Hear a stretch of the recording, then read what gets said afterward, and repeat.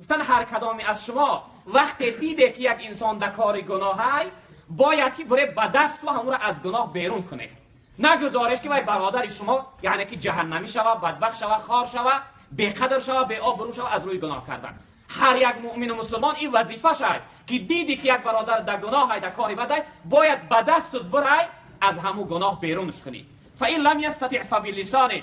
جناب پیغمبر گفتن اگر به دست نمیتونی بیرونش کنی، پهلوان بزبله یعنی تو را میزنه آزارت میتیه، در این صورت جناب پیغمبر گفتن که فبلسانه، باید به زبانت باید بگوش که ای برادر کاری ناخوب کرده است، ای گناه های، این نافرمانبرداری خدا های، اذا اذنبت ذنبا صغیرا فلا تنظر لصغره. جناب پیغمبر گفتن وقتی گناه میدهه کردنی شده و میدهه کی گناه نگاه نکن، ولکن انظر لمن عصیته، نگاه کن که کی را نافرمانبرداری داری. یعنی انسان گناه کرد خدا را نافرمانبرداری مینه.